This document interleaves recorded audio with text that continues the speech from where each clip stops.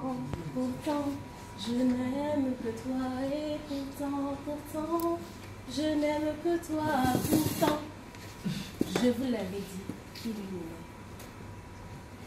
Pour le prouver, il m'a offert le fleuve, n'en déplaise aux mauvaises langues. Nous nous sommes rencontrés il y a 2 ans, à un anniversaire. Il avait eu la gentillesse de me raccompagner. Une semaine après, il m'a invité chez lui. Je me suis rendue chez lui. Et quelques temps après mon arrivée, mon téléphone a sonné. Il a regardé par-dessus mon épaule. Le coquin, les premiers signes de jalousie. C'était la preuve irréfutable qu'il commençait à s'attacher à moi.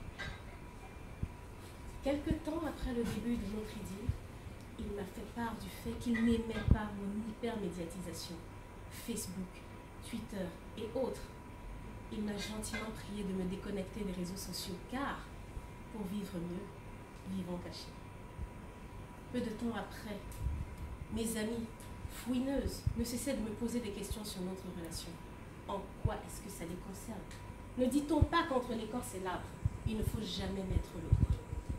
Elles commençaient à me poser des questions extrêmement indiscrètes. À cet effet, j'ai dû m'en séparer. Car c'est bien connu, vos amis ne veulent jamais votre bonheur, surtout les femmes. Elles vous jalousent. Elles veulent à tout prix détruire votre couple. Moins elles en savent, mieux elles se portent. Quelque temps après, je m'attardais un peu au travail et je tardais à rentrer à la maison. Un de mes collègues, très gentil, s'est proposé de me raccompagner. Et lorsque je suis arrivée, quelle surprise, il était là à m'attendre. Et avant même que je ne puisse me jeter dans ses bras pour l'embrasser comme de coutume, le premier coup était parti. Je ne comprenais pas. J'étais à terre. Mon collègue voulut s'interposer, mais non, ma vie privée ne regarde que moi. Il est hors de question de l'étaler sur la place publique. Et je lui ai gentiment prié de partir et me laisser régler ce problème.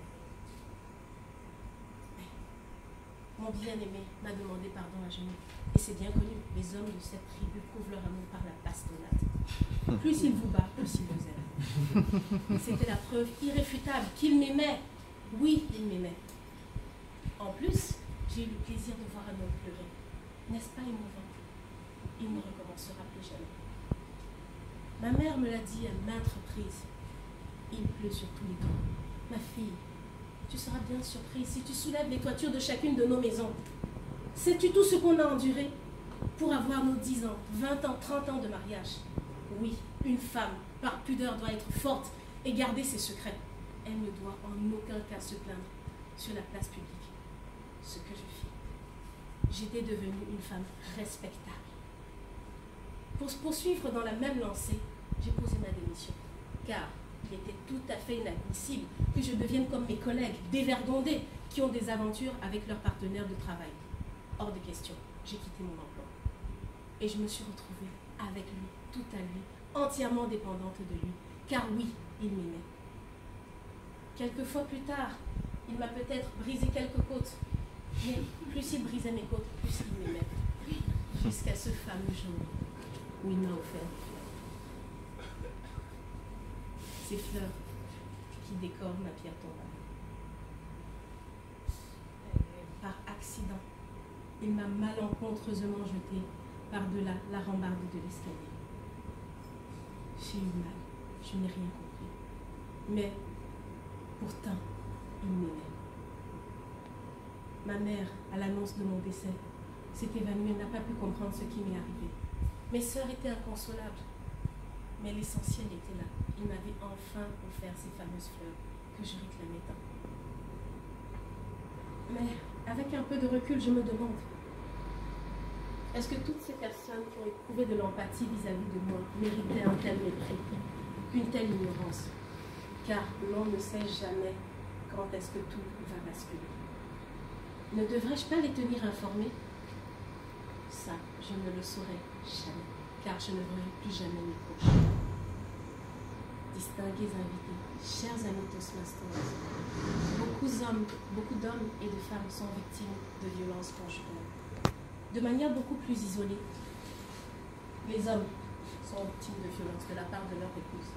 Il ne s'agit pas que de la violence et des coups, car les femmes sont en général plus faibles physiquement que les hommes.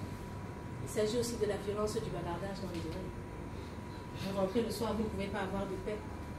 Parfois, les mots ont plus de pouvoir que les coups. Alors, à quel moment est-ce qu'il faut donner le signal d'alerte? Est-ce le premier mot déplacé? Est-ce le premier coup porté? Les signes ne sont pas trompeurs. Parfois, c'est ce bleu que vous n'arrivez pas à expliquer. Parfois, c'est ce regard fuyant de vos proches. Vous pouvez être partagé entre le respect de la vie privée de votre proche et cette empathie exacerbée. Car oui, on ne sait jamais quand est-ce qu'il faut s'en mêler. Il revient à chacun d'entre nous de communiquer. Communiquer et chaque fois de savoir à ce moment quelque chose ne va pas. La limite est toujours franchie quand nous le savons, au fond de nous. Un coup de poing peut partir par mégarde, mais quand il devient répétitif, nous savons que quelque chose ne va pas. Cela ne signifie en aucun cas que votre partenaire ne vous aime pas. Non, peut-être qu'il vous aime énormément, mais c'est à vous de vous aimer suffisamment pour dire stop à la violence conjugale. Monsieur le Pasteur.